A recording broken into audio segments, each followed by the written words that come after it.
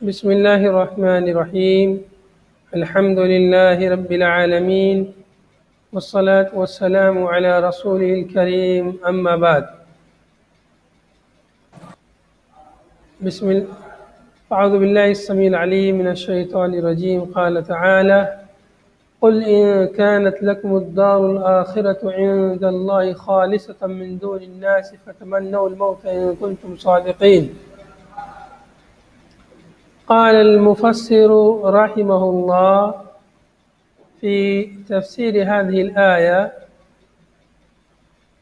قل لهم إن كانت لكم الدار الآخرة، اے نبی صلی اللہ علیہ وسلم ان سے کہیے کہ اگر ہے تمہارے لیے دار آخرت یعنی جنت، عند اللہ اللہ کے پاس، خالصتاً صرف تمہارے لیے، خاص تمہارے لیے ہے، اگر ایسا ہے، من دون الناس لوگوں کے علاوہ، صرف تمہارے لیے جیسا کہ تمہارا گمان ہے، فتمنوا الموت تو موت کی تمنا کرو اگر تم اپنی بات میں سچے ہو، ان کنتم صادقین، تو موت کی تمنا کرو تاکہ تمہیں جلدی سے جنت مل جائے۔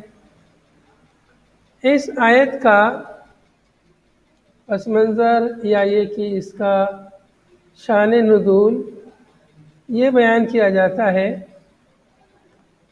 کہ یہودیوں کا یہ دعویٰ تھا کہ جنتی صرف اور صرف ہم لوگ ہیں، ہمارے سوا اور کوئی جنت میں نہیں جائے گا۔ اور پیچھے بھی بیان گزر چکا ہے، وہ لوگ کہتے تھے کہ ہم لوگ جنت میں جائیں گے، اور اگر جہنم میں گئے بھی تو صرف ایک چلے کے لیے، 40 دن کے لیے صرف جائیں گے، ایسا وہ لوگ گمان کرتے تھے۔ اور ان کا دعویٰ تھا کہ جنت میں صرف ہم لوگ جائیں گے۔ چنانچہ اللہ کے نبی صلی اللہ علیہ وسلم نے ان کو مباہلے کی دعوت دی۔ اس آیت میں حضرت ابن عباس رضی اللہ عنہ کی تفسیر کے مطابق اللہ کے نبی صلی اللہ علیہ وسلم نے ان کو مباہلے کی دعوت دی تھی۔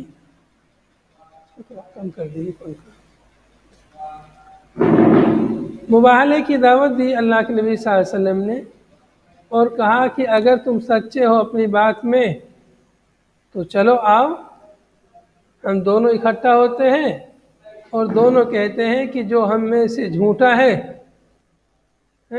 وہ مر جائے، تو سچے ہوں گے تو نہیں مریں گے، تو آئیے مباہلہ کرتے ہیں، جو ہم میں سے جھوٹا ہے وہ مر جائے، اس طرح دعا کرتے ہیں۔ اگر تم سچے ہوگے تو نہیں مرو گے، اگر جھوٹے ہوگے تو مر جاؤ گے۔ اگر تمہیں اس بات کا یقین ہے کہ تم لوگ سچے ہو تو آؤ ہم سے مباہلہ کر لو۔ جیسے اللہ کے نبی صلی اللہ علیہ وسلم نے عیسائیوں سے، نجران کے نصارہ سے مباہلہ کیا تھا، ایسے ہی اللہ کے نبی صلی اللہ علیہ وسلم نے یہودیوں سے بھی مباہلہ کیا، چونکہ یہ بھی ویسے ہی جھوٹے تھے جیسے وہ جھوٹے تھے، تو اپنے اس دعوے میں، اپنی باتوں میں یہ لوگ جھوٹے تھے، اس لیے اللہ کے نبی صلی اللہ علیہ وسلم نے انہیں مباہلے کی دعوت دی۔ تفسیر ابن کثیر وغیرہ میں یہ واقعہ ذکر ہے۔ بہرحال یہودیوں کا یہ دعویٰ تھا کہ جنت صرف اور صرف ہمارے لیے ہے، اور کوئی جنت میں نہیں جائے گا ہمارے علاوہ۔ اور یہودیوں کا اعتقاد بھی بہت فاسد اعتقادات ہیں۔ وہ لوگ سوچتے ہیں کہ دنیا میں جتنے بھی انسان ہیں سب ہماری خدمت کے لیے پیدا کیے گئے ہیں، یہودیوں کے علاوہ باقی جتنے لوگ ہیں وہ خنزیر سے بھی بدتر ہیں ان کی نگاہ میں۔ ان کا مال لوٹ لینا، ان کی عزت و آبرو کو لوٹ لینا ان کے لیے کوئی معیوب نہیں ہے، جائز ہے ان کے لیے۔ جیسے برہمنوں کا عقیدہ ہے، اسی سے ملتا جلتا یہودیوں کا بھی عقیدہ ہے۔ بہرحال دیکھیے پہلے آیت کریمہ کی تفسیر دیکھیں گے۔ آیت کریمہ کا ترجمہ دیکھیے: قل ان کانت، قل لهم، اے نبی صلی اللہ علیہ وسلم سے کہیے، ان کانت لکم الدار الآخرۃ، اگر ہے تمہارے لیے دار آخرت یعنی جنت۔ دار آخرت کی تفسیر جنت سے کی ہے، حالانکہ دار آخرت میں جنت اور جہنم دونوں چیز داخل ہیں، لیکن وہ لوگ جنت کے دعوے دار تھے، اس لیے دار آخرت سے مراد یہاں پہ کیا ہے؟ جنت مراد ہے کہ اگر تمہارے لیے جنت ہے اللہ کے پاس، عند اللہ، اللہ کے پاس، خالصتاً یعنی خاصتاً، خالصہ کا معنی خاصہ سے کیا ہے کہ جنت خاص تمہارے لیے ہے، یا خالص کا ترجمہ خالص سے بھی کر سکتے ہیں کہ خالص تمہارے لیے ہے، یعنی کوئی دوسرا اس میں شریک نہیں ہوگا۔ مفہوم دونوں کا ایک ہی ہے، خالصہ اور خاصہ کا نتیجہ ایک ہی ہے۔ من دون الناس، دونی بمعنی سوا کے، لوگوں کے سوائے، لوگوں کے علاوہ صرف تمہارے لیے جنت ہے اگر ہیں تم ایسا کہتے ہو، کما زعمتم، جیسا کہ تمہارا گمان ہے۔ تو جیسا تمہارا گمان ہے اگر تم ایسا سوچتے ہو تو موت کی بھی تمنا کر لو۔ کیوں؟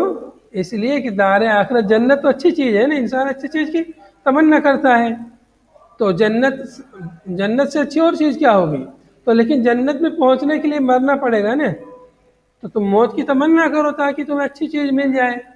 اگر تم اپنے دعوے میں سچے ہو کہ جنت صرف تمہارے لیے ہے، ہر کوئی چاہتا ہے کہ وہ اچھی چیز کی تمنا ہر انسان کرتا ہے، تو اگر تمہاری نگاہ میں یہ بات صحیح ہے، تمہارے الزام میں، تمہارے دعوے میں یہ بات سچی ہے کہ جنت صرف تمہارے لیے ہے، تو مرو، موت کی تمنا کرو، آؤ ہمارے ساتھ مباہلہ کر لو، چلو دعا کرتے ہیں دونوں۔ لیکن وہ لوگ جو ہے تیار نہیں ہو، فتمنوا الموت، تو موت کی تمنا کرو، ان کنتم صادقین، اگر تم اپنی بات میں سچے ہو۔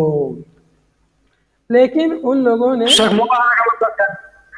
مباہلے کا مطلب ہوتا ہے اکٹھا ہو کر ایک دوسرے کو بد دعا کرنا، کہ ہم میں سے جو جھوٹا ہے، جیسے دونوں لوگ سچائی کا دعویٰ کر رہے ہیں، بولے میں سچا ہوں کہ نہیں میں سچا ہوں، تو چلو دونوں مل کے دعا کرتے ہیں کہ ہم میں سے جو جھوٹا ہے اس پر اللہ کا عذاب آ جائے، تو اپنے لیے ہی بد دعا کرتے ہیں، اس میں اپنے ہی لیے بد دعا کرتے ہیں۔ تو انسان اپنے لیے بد دعا کرے، یہ بہت خطرناک چیز ہے۔ تو اگر اسے یقین ہے کہ میں حق پر ہوں تب وہ کر سکتا ہے، اور اسے یقین نہیں ہے تو نہیں کر سکتا۔ اسی لیے نجران کے یہودی بھی واپس بھاگ گئے، انہوں نے بھی مباہلہ نہیں کیا اور انہوں نے بھی مباہلہ نہیں کیا، اس لیے کہ انہیں یقین ہی نہیں تھا کہ ہم سچائی پر ہیں، بلکہ انہیں اس بات کا یقین تھا کہ محمد صلی اللہ علیہ وسلم سچے ہیں۔ اور برہمن کا عقیدہ، برہمن کا عقیدہ کیا ہے؟ برہمنوں کا عقیدہ یہ ہے کہ صرف اور صرف ہم لوگ محترم ہیں، مقدس ہیں، باقی جتنے انسان ہیں وہ سب ہماری خدمت کے لیے ہیں۔ برہمنوں کے لیے جائز ہے کہ وہ نچلی ذاتی کے لوگ ان کی لڑکیوں کی چاہے عزت لوٹیں، ان کا مال لوٹیں، کچھ بھی کر سکتے ہیں، اسے سزا نہیں ہو سکتی ہے ان کے قانون کے حساب سے۔ تو ان کے نزدیک یہ ہے کہ اگر نچلی ذاتی کا آدمی ہے تو برہمن کے ساتھ وہ چارپائی پر نہیں بیٹھ سکتا ہے، کرسی پر اس کے ساتھ نہیں بیٹھ سکتا، وہ نیچے بیٹھے گا۔ تو یہ برہمنوں کا عقیدہ ہے، اور یہی سب سے زیادہ ان کو چبھ رہا ہے کہ اب نیچی ذاتی کے لوگ پڑھ لکھ کر بڑے بڑے منصبوں تک پہنچ رہے ہیں، اعلیٰ کرسیوں تک پہنچ رہے ہیں، یہ چیز ان کو بھا نہیں رہی ہے، اور اسی کے لیے کوشش کر رہے ہیں کہ پھر سے جو ہے وہ پرانا قانون آئے اور ہم برہمنوں کی بالادستی ہو، ایسا وہ لوگ چاہ رہے ہیں ابھی ملک میں۔ اللہ تعالیٰ ملک کی حفاظت فرمائے۔ اب آگے دیکھیں، ان کنتم صادقین، اس کے بعد فرمایا تعلق بتمنیہ الشرطانی، ان کی جو تمنا ہے اس سے دو شرط متعلق ہیں، دو شرط جو ہے تمنا سے متعلق ہے، یا یوں کہیں کہ بعض محشی نے حاشیہ چڑھایا ہے کہ تعلق تمنیہ بالشرطین، اس طرح ہونا چاہیے ہے کہ دو شرطوں سے تمنا متعلق ہے، دو شرط آئی نا، ان کانت لکم الدار الاخرہ، یہ دوسری شرط ان کنتم صادقین، اور جواب ایک ہی ہے فتمنوا الموت، فتمنوا، یہ ایک جواب ہے۔ تو کہہ رہے ہیں کہ یہ تعلق تمنی، ان کی جو تمنا ہے اس کا تعلق دو شرطوں سے ہے، یا دو شرطیں ان کی تمنا سے متعلق ہیں۔ علی ان الاول قید فی الثانی، اس بنیاد پر کہ جو پہلی شرط ہے وہ دوسری شرط میں قید ہے، پہلی شرط دوسری شرط میں قید ہے۔ پہلی شرط کیا ہے؟ پہلی شرط یہ امکانت، دوسری شرط ان کنتم صادقین۔ تو یہ پہلی شرط دوسری شرط میں قید ہے۔ اس کا مطلب کیا ہے قید ہے؟ اس کا مطلب یہ ہے کہ یہ پہلی شرط یہ دوسری شرط کے معنی کا تتمہ ہے، اس کے معنی کو مکمل کر رہی ہے، متمم ہے، اس کے معنی کی تتمیم اور تکمیلہ کر رہی ہے، اس کے معنی کو مزید واضح کر رہی ہے۔ یعنی اب آگے مؤلف نے خود معنی ذکر کیا ہے اس عبارت کا، ای یعنی ان صدقتم فی زعمکم، اگر تم سچے ہو اپنے زعم میں، ان کنتم صادقین فرمائے نا، ان کنتم صادقین یعنی اگر تم سچے ہو فی زعمکم، تمہارے اس دعوے میں کہ انہا لکم، کہ جنت تمہارے لیے ہے، اگر تم اپنے اس دعوے میں سچے ہو کہ جنت تمہارے لیے ہے تو کیا کرو؟ فتمنوا الموت، موت کی تمنا کرو۔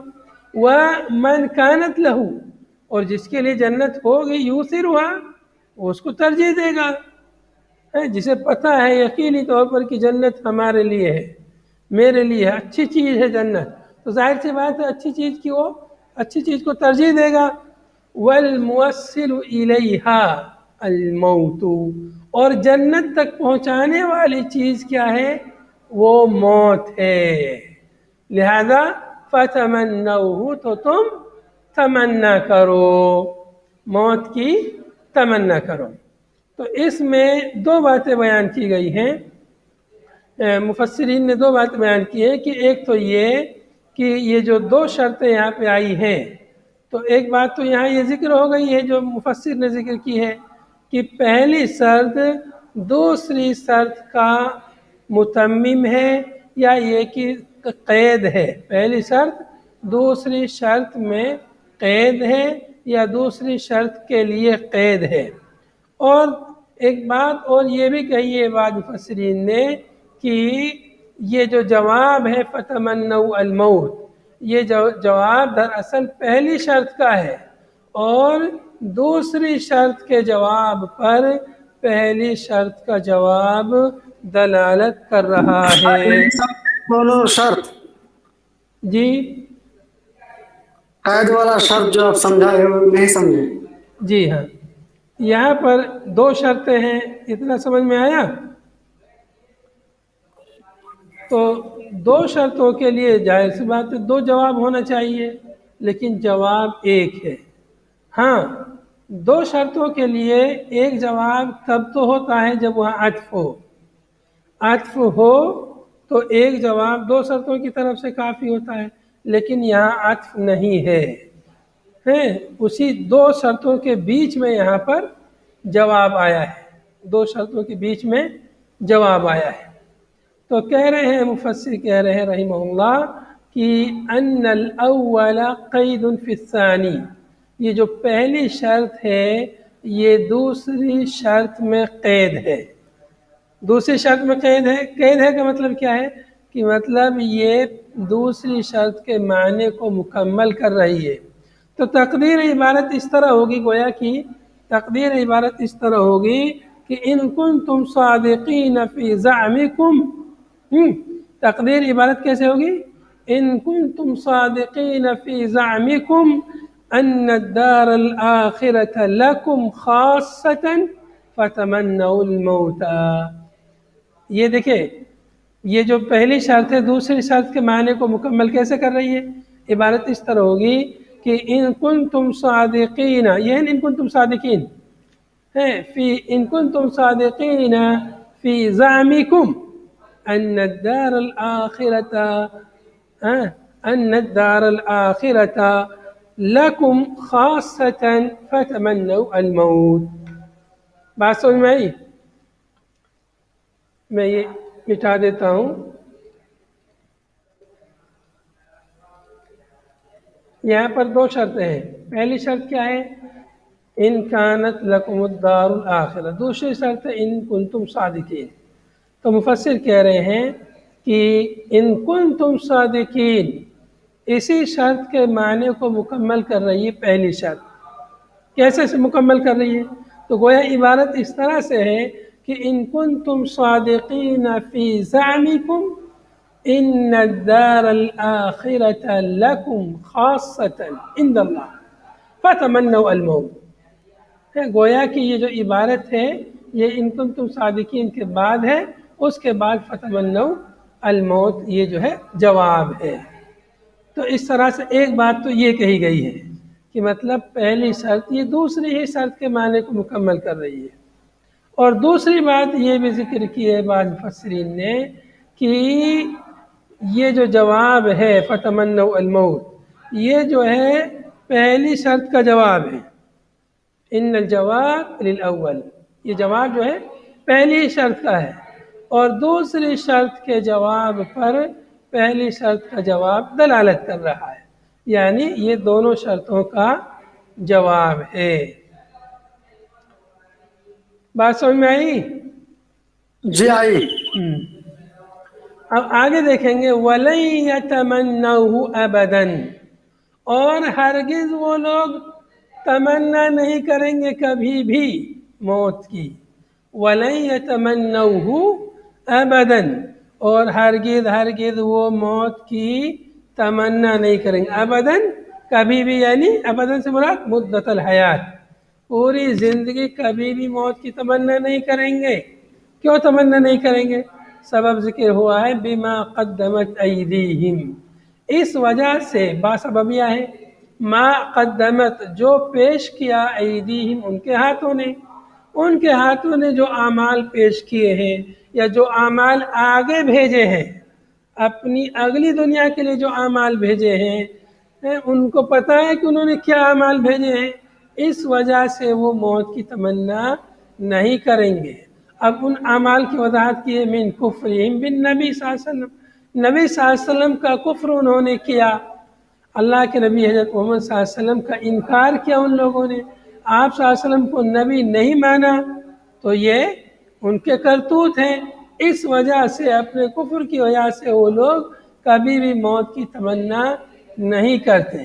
المستلزم لکذبہم،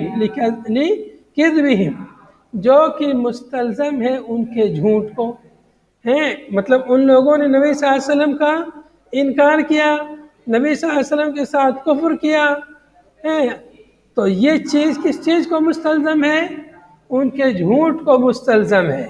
وہ لوگ جو کہتے تھے کہ جنت صرف اور صرف ہمارے لیے، تو اپنی اس بات میں وہ لوگ جھوٹے ہیں۔ کیوں جھوٹے ہیں؟ اس لیے کہ موت کی تمنا نہیں کر رہے، کیوں؟ اس لیے کہ انہوں نے کفر کیا، اللہ کے نبی صلی اللہ علیہ وسلم کا انکار کیا، اس بنا پر وہ موت کی تمنا نہیں کر رہے، انہیں پتہ ہے کہ مرنے کے بعد ہمارا ٹھکانہ جہنم ہوگا۔ باقی زبانی طور پر تو خوش کن باتیں کرتے ہیں کہ جنت صرف ہمارے لیے ہے، زبانی طور پر کہتے ہیں، لیکن حقیقت میں وہ لوگ جانتے ہیں کہ محمد صلی اللہ علیہ وسلم کے انکار کی وجہ سے ہمارا ٹھکانہ جہنم ہوگا، اس لیے وہ لوگ جو ہے کبھی بھی موت کی تمنا نہیں کرتے۔ واللہ علیم بالظالمین، اللہ تعالیٰ ظالمین کو جانتا ہے۔ ظالمین سے مراد یہی کافرین لوگ ہیں جو اللہ کے نبی صلی اللہ علیہ وسلم کا انکار کر رہے ہیں، تو کافر لوگ ظالم بھی ہیں، اس لیے کہ انہوں نے وضع الشیء فی غیر محلہ، ایک چیز کو اس کے غیر محل میں رکھا ہے۔ اللہ کے نبی صلی اللہ علیہ وسلم پر ایمان لانا چاہیے تھا لیکن انہوں نے ایمان نہیں لایا، تو اس لیے وہ لوگ ظالم ہیں۔ تو اللہ تعالیٰ جانتا ہے، تو مطلب فیجازیہم، اللہ تعالیٰ انہیں بدلہ دے گا۔ تو یہ ایک طرح سے دھمکی ہے کہ اللہ کو سب معلوم ہے، تمہیں ڈھیل دے رہا ہے تو اس کا یہ مطلب نہیں ہے کہ تم صحیح ہو، اللہ کو معلوم ہے، ہر چیز اللہ کے علم میں ہے، وہ تو رحیم و کریم ہے کہ وہ تم کو مہلت دے رہا ہے تاکہ تم لوگ توبہ کر لو، تاکہ تم لوگ سدھر جاؤ، لیکن تم لوگ سدھرنے کا نام نہیں لے رہے ہو۔ وَلَتَجِدَنَّهُمْ لام قسم، یہاں پر وَلَتَجِدَنَّهُمْ میں لام قسم ہے۔ لام کیا ہے؟ لام قسم ہے۔ اور اللہ کی قسم ہے، یا لام تاکید کہہ سکتے ہیں، تاکید کا لام ہے کہ تم ضرور بضرور ان کو پاؤ گے، تم ضرور بضرور ان یہودیوں کو پاؤ گے۔ کیا پاؤ گے؟ احرص الناس، لوگوں میں سب سے زیادہ حریص، علی حیات، دنیا کی زندگی پر، اس دنیاوی زندگی پر لوگوں میں سب سے زیادہ حریص پاؤ گے۔ گویا کہ یہ تاکید ہے کس کی؟ وَلَن يَتَمَنَّوْهُ أَبَدًا، موت کی تمنا ہرگز نہیں کریں گے، تو اس کی تاکید پھر کیا کریں گے وہ؟ بلکہ لوگوں میں سب سے زیادہ حریص تم ان لوگوں کو پاؤ گے، کس چیز کے حریص؟ علی حیات، دنیا کی زندگی کے سب سے زیادہ حریص پاؤ گے۔ وَأَحْرَصَ مِنَ الَّذِينَ أَشْرَكُوا، اور زیادہ حریص پاؤ گے ان لوگوں سے جنہوں نے شرک کیا۔ ایک تو پہلی بات عمومی بات کہی کہ لوگوں میں جتنے بھی لوگ ہیں دنیا میں سب سے زیادہ حریص دنیا کی زندگی کے کون لوگ ہیں؟ یہودی لوگ ہیں، یہاں تک کہ مشرکین سے بھی زیادہ حریص ہے۔ مشرکین تو یہ سوچتے ہیں کہ مر گئے مٹی میں مل گئے، ختم، پھر کچھ نہیں ہے، باس بعد الموت پر ان کا ایمان ہے نہیں، آخرت پر ایمان نہیں مشرکین کا۔ لیکن ان یہودیوں کا تو آخرت پر ایمان ہے کہ مرنے کے بعد حساب و کتاب، جنت جہنم میں جانا ہے، لیکن مشرکین کا تو ایمان نہیں، سوچتے جو دنیا کی زندگی ہے بس وہی زندگی ہے، ختم، پھر اس کے بعد کچھ نہیں، یہ سوچتے ہیں مشرکین۔ تو ان کو زیادہ حریص ہونا چاہیے مشرکین کو کہ بس یہی ایک زندگی ہے، جی لو جتنا جینا ہے، مشرکین کو زیادہ حریص ہونا چاہیے۔ لیکن مشرکین سے بھی زیادہ حریص آپ ان یہودیوں کے پاؤ گے۔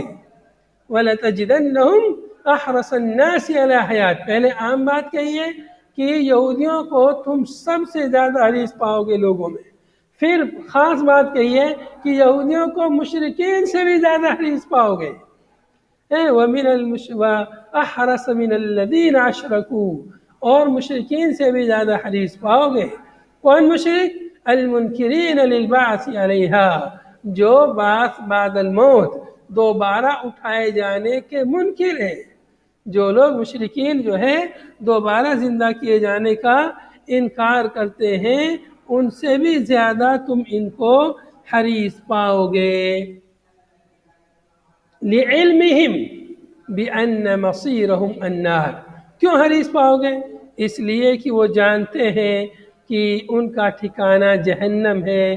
دون المشرکین، مشرکین نہیں جانتے، مشرکین کو علم نہیں ہے، لیکن ان یہودیوں کا علم ہے کہ وہ دوبارہ اٹھائے جائیں گے۔ تو یہودیوں کو علم ہے کہ ان کا ٹھکانہ جہنم ہے، لیکن مشرکین کو پتہ نہیں ہے، پھر بھی یہ لوگ جو ہے اللہ کے نبی صلی اللہ علیہ وسلم پر ایمان نہیں لاتے۔ لِإِنْكَارِهِمْ لَهُ، اس لیے کہ مشرکین بعث کا انکار کرتے ہیں، ان کے انکار کرنے کی وجہ سے لہو، اس کا کس کا؟ بعث بعد الموت کا، دوبارہ اٹھائے جانے کا، دوبارہ زندہ کیے جانے کا مشرکین تو انکار کرتے ہیں، لیکن یہودی لوگوں کو تو یقین ہے، ان کا ایمان ہے کہ مرنے کے بعد جنت یا جہنم ہے۔ تو جب ان کا یقین ہے یہودیوں کا، تو ان لوگوں کو اتنا زیادہ حریص نہیں ہونا چاہیے دنیا کی زندگی کا، آخرت کا زیادہ حریص ہونا چاہیے۔ مشرکین کو دنیا کی زندگی کا زیادہ حریص ہونا چاہیے، لیکن یہ یہودی لوگ مشرکین سے بھی زیادہ حریص ہیں اس دنیا کی زندگی کے۔ یودو یتمنی احدہم، یودو تمنا کرتا ہے، یودو کا معنی تمنا کا ذکر کیا ہے، چاہتا ہے، یودو کا معنی چاہتا ہے، دل سے پسند کرتا ہے، یہاں پر معنی تمنا کرتا ہے، احدہم ان میں کا، یعنی ان میں کا کوئی یہودیوں میں کا تمنا کرتا ہے، لو یعمرو الف سنہ، کہ اس کو عمر دی جائے 1000 سال، کہ اس کو عمر دی جائے 1000 سال۔ لو یہاں پر کیا ہے؟ لو مصدریہ ہے، لو کیا ہے یہاں پر؟ لو مصدریہ ہے۔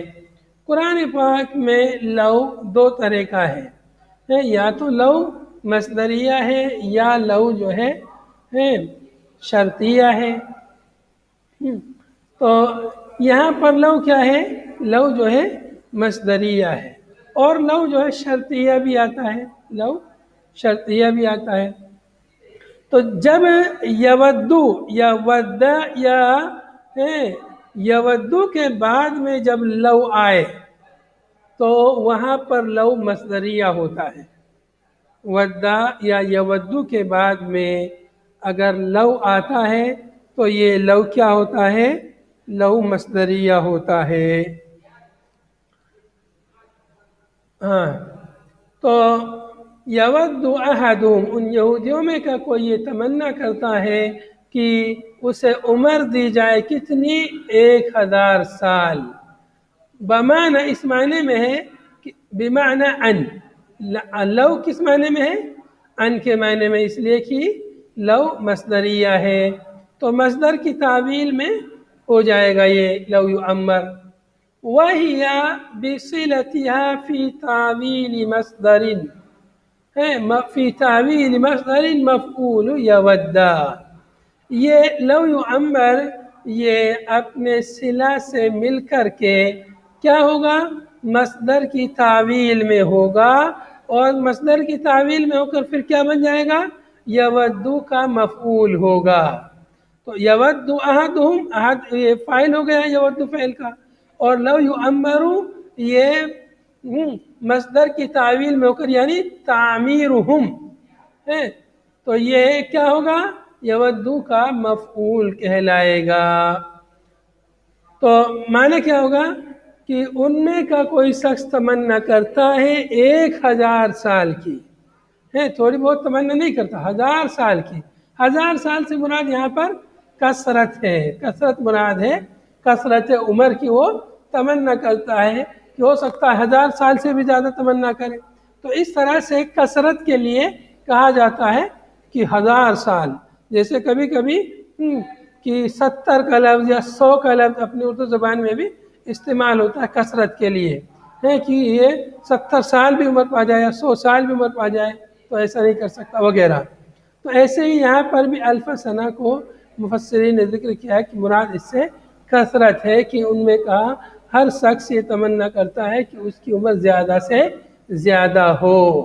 وَمَا هُوَ بِمُزَحْزِحِ اَيْ أَحَدُهُمْ، اور نہیں ہے وہ یعنی احدہم جس کا ذکر ہو رہا ہے، نہیں ہے وہ یعنی کوئی بھی شخص نہیں ہے، بِمُزَحْزِحِ، مزحزحِ کا مطلب ہے مبعدہ، دور کرنے والا، نہیں ہے کوئی ان میں کا کوئی نہیں ہے دور کرنے والا من العذاب، اللہ کے عذاب کو، عذاب یعنی جہنم کے عذاب کو دور کرنے والا نہیں ہے، یا ان کو جہنم کے عذاب سے دور کرنے والا نہیں ہے، ان یعمرا، کہ انہیں عمر دے دی جائے۔ اگر ان کی عمر بہت زیادہ ہو، کثرت عمر ہو، 1000 سال بھی ہو، تو یہ ان کو اللہ کے عذاب سے نہیں بچا سکتا۔ عمر کتنی بھی پا جائے، کتنی بھی لمبی عمر ہو جائے، آخر مرنا تو ہے، اور مرنے کے بعد جہنم میں جانا ہے ان لوگوں کو، اس لیے کہ نبی صلی اللہ علیہ وسلم پر ایمان نہیں لائے، تو ان کا یہ لمبی عمر پا لینا ان کو اللہ کے عذاب سے نہیں بچا سکتا۔ فاعل مزحزح ان یعمر، یہ کیا ہے؟ یہ مزحزح کا فاعل ہے، فاعل مزحزح ای تعمیرہ، یہاں بھی یہ مصدر کی ہے، ان مصدریہ ہے، اور یہ فعل جو ہے مصدر کی تعویل میں ہے، مراد کیا ہے؟ تعمیرہ، یعنی اس کی کثرت عمر ان کو اللہ کے عذاب سے دور کرنے والی نہیں ہے۔ وما هو بمزحزح، اور نہیں ہے وہ اس کو دور کرنے والا اللہ کے عذاب سے ان کی کثرت عمر، ان کی کثرت عمر ان میں سے کسی کو اللہ کے عذاب سے دور نہیں کر سکتی۔ واللہ بصیر بما یعملون، اور اللہ تعالیٰ بصیر ہے، دیکھ رہا ہے جو کچھ بھی وہ لوگ عمل کر رہے ہیں۔ بالیاء والتاء بما یعملون، بما تعملون دونوں طرح اسے پڑھا گیا ہے۔ اللہ تعالیٰ جانتا ہے، اللہ دیکھ رہا ہے، دیکھتا ہے جو کچھ بھی وہ لوگ عمل کر رہے ہیں، تو فیجازیہم، لہذا اللہ تعالیٰ انہیں اس کا بدلہ دے گا، ویجازیم، اللہ ان کو ان کے اس عمل کا بدلہ دے گا۔ پیچھے فرمایا واللہ علیم بالظالمین، اور یہاں فرمایا واللہ بصیر بما یعملون، اللہ تعالیٰ دیکھ رہا ہے جو کچھ بھی وہ عمل کر رہے ہیں۔ تو ان آیتوں میں یہودیوں کے کچھ احوال بیان ہوئے، اور کس کا مائک کھلا ہے؟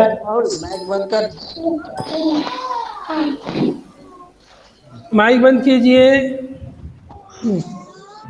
تو ان آیتوں میں یہودیوں کے احوال کا ذکر ہوا کہ یہودیوں کی یہ تمنا ہے، آخرت میں تمنا کرتے ہیں جنت ان کے لیے رہے گی، اور دنیا میں تمنا کرتے ہیں کہ لمبی سے لمبی عمر رہے، خوب زیادہ عمر رہے۔ حالانکہ ان کے نبی حضرت موسیٰ علیہ السلام کے پاس جب ملک الموت فرشتے آئے ان کی روح قبض کرنے کے لیے، انہوں نے اس کو ایک چانٹا مار دیا فرشتے کو، اس کی آنکھ پھوٹ گئی، فرشتہ واپس گیا۔ اور پھر کیا ہوا؟ اللہ تعالیٰ نے حضرت موسیٰ علیہ السلام کو اختیار دیا کہ تمہیں زندہ رہنا ہے تو ایسا کرو، ایک بیل کے ہاتھ پر، بیل کی پیٹھ پر ہاتھ رکھو، تمہارے ہاتھ کے نیچے جتنے بال آ جائیں گے اتنے سال تمہاری عمر بڑھا دی جائے گی۔ موسیٰ علیہ السلام نے پوچھا پھر کیا ہوگا؟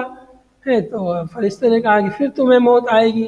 تو موسیٰ علیہ السلام نے کہا مرنا پھر بھی ہے، اب بھی مرنا تب بھی مرنا، اس سے اچھا ابھی مار لو، ابھی روح قبض کر لو، میں تو بنی اسرائیل کے ان نافرمانیوں سے ویسے ہی تنگ آ چکا ہوں، کیوں میں اور زیادہ زندہ رہوں؟ تو موسیٰ علیہ السلام نے چونکہ ان کا آخرت پر ایمان تھا، موسیٰ علیہ السلام اللہ کے سچے بندے تھے، انہوں نے موت کی جو ہے یہ نہیں کہا کہ میری عمر بڑھا دو، لیکن یہودی ان کے ماننے والے یہ بہت لمبی عمر کی تمنا کرتے ہیں۔ تو یہودیوں کے احوال معلوم ہوئے، اور ان کے قول و عمل کا تضاد یہاں پر معلوم ہوا۔ قول سے کہتے ہیں جنت ہمارے لیے ہے، اور عمل سے کہتے ہیں جو ہے دنیا کی زندگی کی تمنا کرتے ہیں۔